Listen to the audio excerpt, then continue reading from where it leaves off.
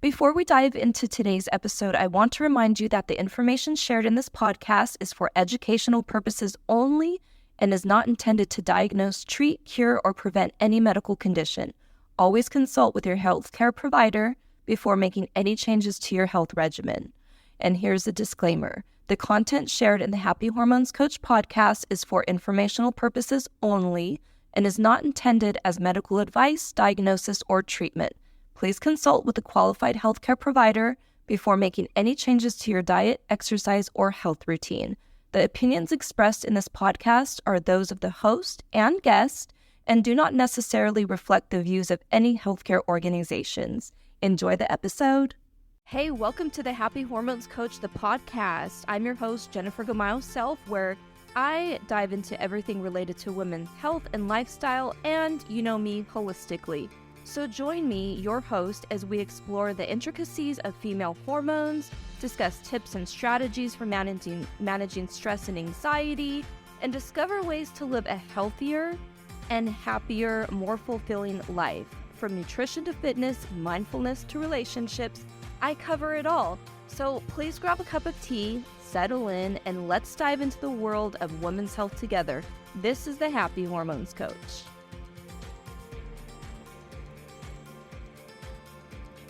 It's not your hormones causing havoc, it's your stress levels. Welcome back to the Happy Hormones Coach podcast.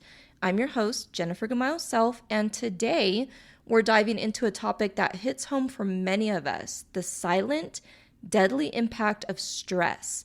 Especially as we navigate the perimenopause years, you might have noticed I've been a bit quiet recently, and that's because I've been dealing with my own hormonal chaos and stress levels, now working with my very favorite all-time nutritionist, and she's so much more. I don't really know what to call her, but just to get, every coach needs a coach, and that's what I need. And so today I want to be transparent and share my journey with you because I know it affects so many women out there. So grab a cup of tea, get comfortable, and let's chat about stress and how it's often the real culprit behind our hormonal havoc. So before we jump in, I want to remind you that this podcast is all about holistic health and functional fitness and nutrition for perimenopausal women, and really for all women of all ages and stages, but mostly what I talk about is for perimenopausal women. And so I'm here to guide you through these transformative years with my expertise and empathy. So let's get started. And now we often hear that perimenopause is a time when our hormones go haywire, and menopause when it really goes haywire. At least that's what you hear in the mainstream, right? And it causes a whole host of symptoms like mood swings, weight gain, fatigue, those awful dreaded night sweats, hot flashes. And while it's true that our hormones are shifting during this time, I've come to realize that the stress is the real driver behind many of these symptoms. And not just working with women and realizing this, but over the past few years in my own life, focusing on my health and these different issues that have come up, I realize it is a huge factor. It's almost like the number one factor. And that's why in my signature method, the Simply method, I start out with that because it is such a foundation. And stress is not just an emotional experience, it's a physical one too. When we're stressed, our body releases cortisol, which can wreak havoc on our hormonal balance and so many other things, including our insulin, sugar levels. I mean, you name it, it's a whole domino effect. And so high cortisol levels can interfere with the production of estrogen and progesterone. And so leading to those, familiar symptoms that I just mentioned earlier and so many more. And it's really not just about the hormones themselves, actually, because as we know, they are just chemical messengers, but it is about what's triggering them. And so let me share a bit about my own recent experience. Over the past few months, I've been dealing with an unusual amount of stress. I know it's not just, work. I can't pinpoint exactly what one thing is. It's accumulation of so much. And in this day and age where everything is on the go, it's so busy, you feel like you have to just keep going in order to be quote unquote productive. I feel like this is I've had to go through a time of the waiting and just really just sitting with it.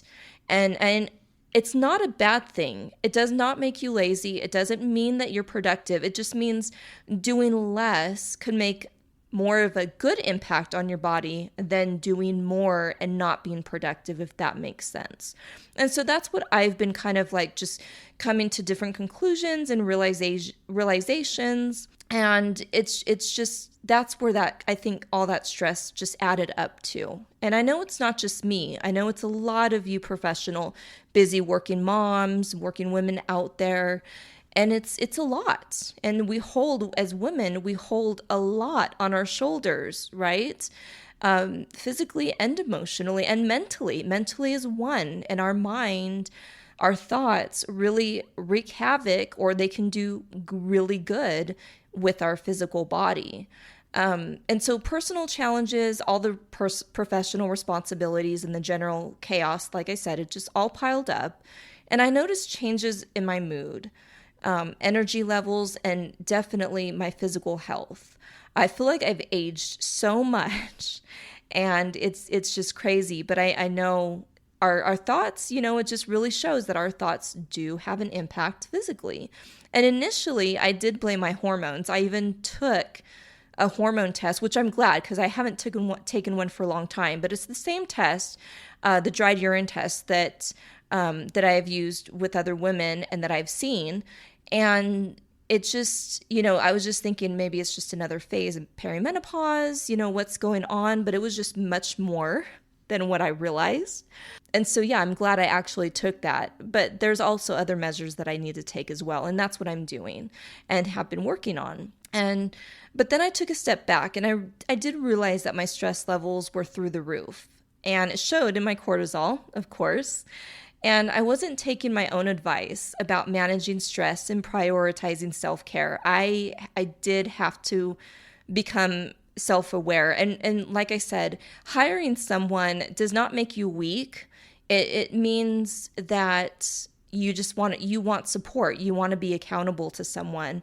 And that's what it means to me by working with someone. But I am suggesting and a big advocate of having some accountability, having some support that, it's really complicated to do it on your own. But when you have somebody there to kind of guide you and hold your hand, even though you may think you know some things because this is the industry like I work in, when it comes to my own health, it's like I'm a better student and I'm a better client.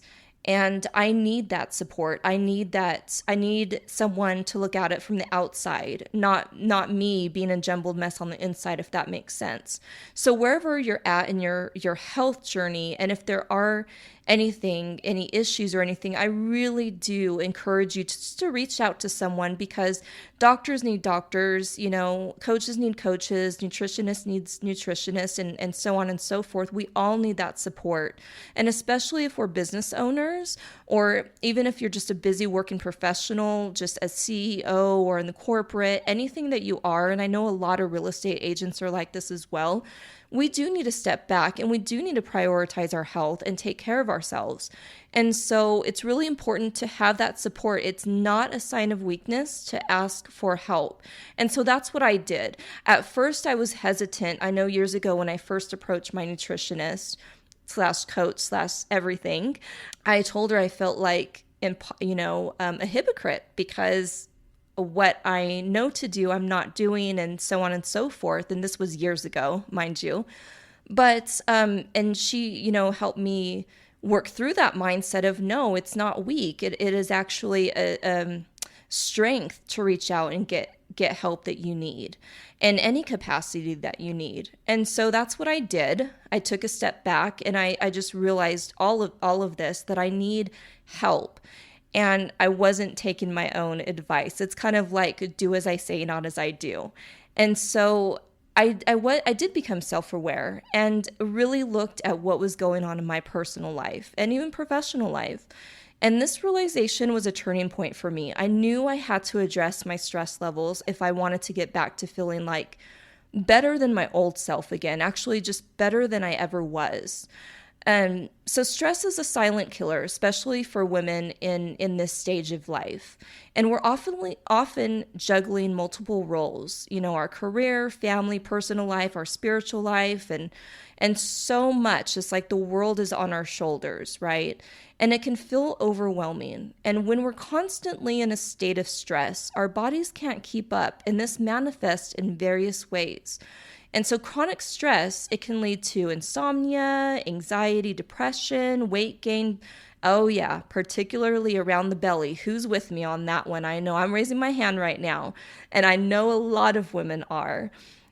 Increased risk of cardiovascular issues, and this was one of my issues, what prompted me to really look into heart health more and stress levels and get more educated and attend a lot of webinars and just doing a lot of educating and research for myself over the past couple years in that because of my own heart issues, my own heart health, and even digestive problems. And so these symptoms can be easily mistaken for hormonal imbalances.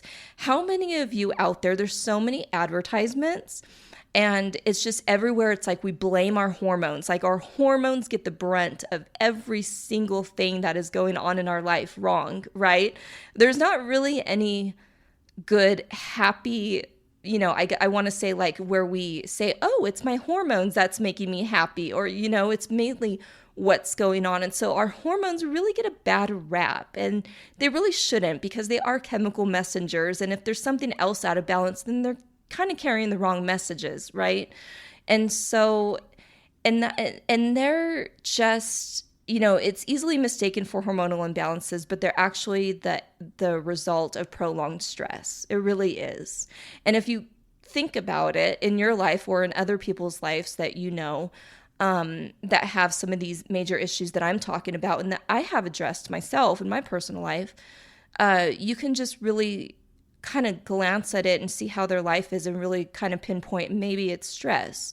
So stress is crucial for everybody. And I'm talking not just women, but it affects men, and it affects us all at different ages, even teenagers, especially when their hormones are raging, and as young as even elementary school. There's a lot of stress going on in this world, especially, since 2020. And I just think that it's crucial for all of us, and in the family dynamic especially, just to educate and talk about it and get that support if anybody needs to.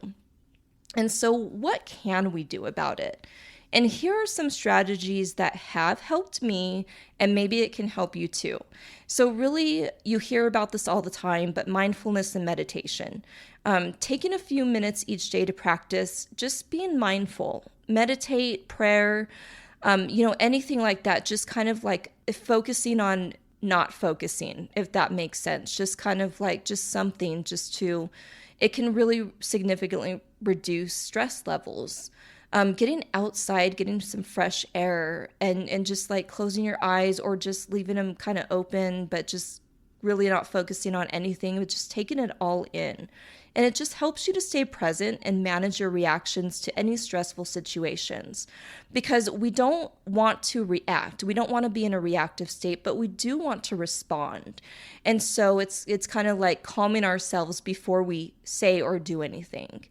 And number 2 is physical activity. So regular exercise is fantastic. It really is. It doesn't have to be intense, whatever you're really used to. Whatever energy you have, I always say go with the energy of your body. And so even a daily walk, especially the first morning, what I love to do is walk the dogs first thing in the morning. I'm talking super early when the sun's barely coming up.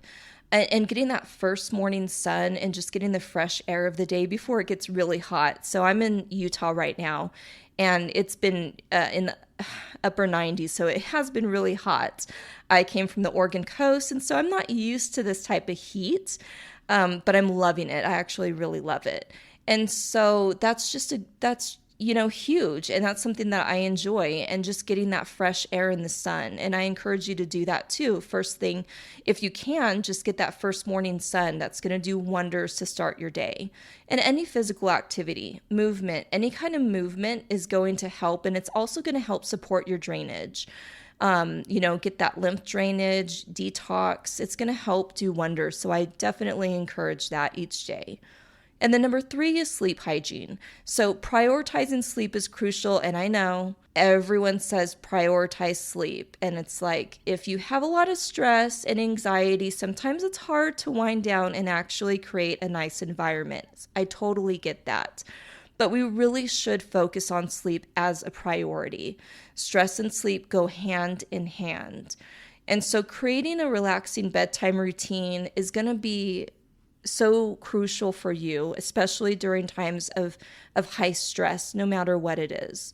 And so just making sure your bedroom is just really a nice, sleepful environment. If you have to get blackout curtains, I encourage you to do that. I wouldn't have a TV in my room, or really limit screen time to a couple hours before bed, to not do it before bed, and just kind of have your phones out of the room, and just like anything like that that's going to disturb you. And just see what you can do. If you have to just do breathing exercises before bed, if you have to meditate, do some meditations before bed. I just really encourage that. And nutrition. So eating a balanced diet rich in whole foods. And I'm always an advocate for whole foods. The more you can get eating the rainbow, the better. And it'll help stabilize throughout the day your blood sugar, but also your mood and energy levels. And I would definitely avoid any kind of like refined sugar and caffeine if you can, especially, before bed, within several hours before bed. I just wouldn't, because they can impact your sleep and also cause more stress on our nervous system, which we're trying to avoid, or trying to prevent or reduce, actually. And social support. So don't hesitate to reach out to friends, family, therapists, anything at all. Talk about your stressors. Talk about it. Be vocal, share about it. And I think it's going to help, because you can get it down in a journal, but there's so much more just to talking about it. Just getting it out is such a relief, just saying it. And even if you have the voice notes app on your phone, or anywhere where you can record yourself, just brain dump, just talk it out even to yourself, and then delete it, if you need to, but talk it out. So I would encourage you to do that and get that social support. And then also, lastly for today, is self-care. So make time for activities that bring you joy and relaxation. It could be reading, gardening, taking a bath, with Epsom salt. It could be dancing. I mean, I've heard of women just getting in the kitchen and just totally just having just dancing.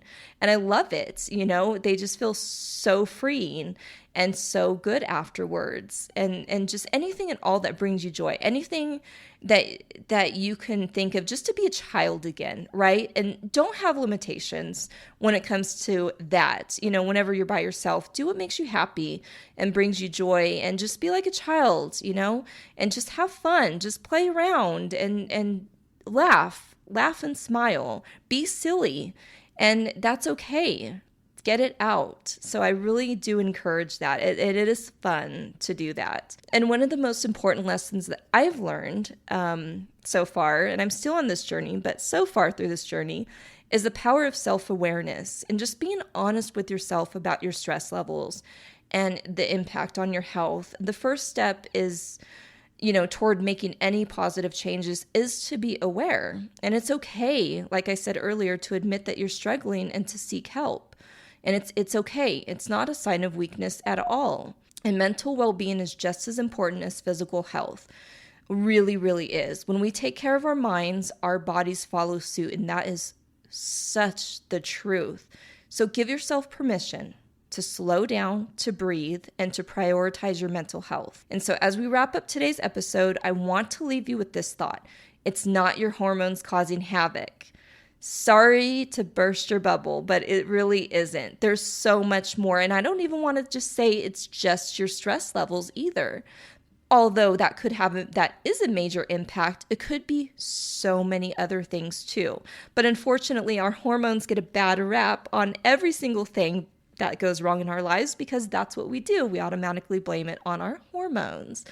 And so if you want to have happy hormones, then let's start looking at our stress level, at our sleep.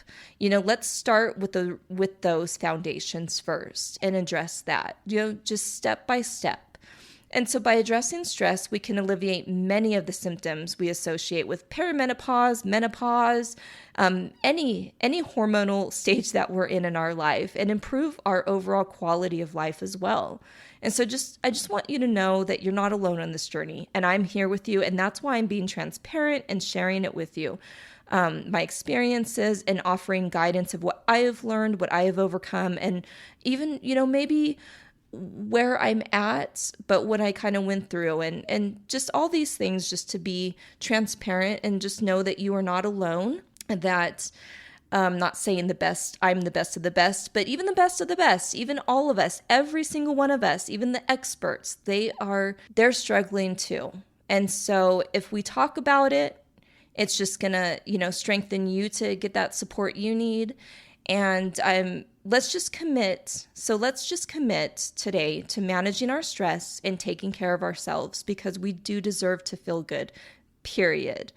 And thank you for joining me on today's Happy Hormones Coach podcast. If you found this episode helpful, please share it with other women who might benefit from it, and any of the other episodes that I have on here as well. And don't forget to subscribe so you never miss an issue or an episode. And so take care, and I will see you next week. Thanks for tuning in to the Happy Hormones Coach today. I hope our discussion was informative and helpful for your health and well-being. If you have any questions or comments about today's episode or have suggestions for future topics, please don't hesitate to reach out. You can find me on social media or visit my website. And if you enjoyed today's episode, please consider leaving a review and sharing it with your friends and family. Remember, taking care of yourself is essential, and I'm here to support you on your journey toward optimal health and happiness. So until next time, stay happy and stay healthy.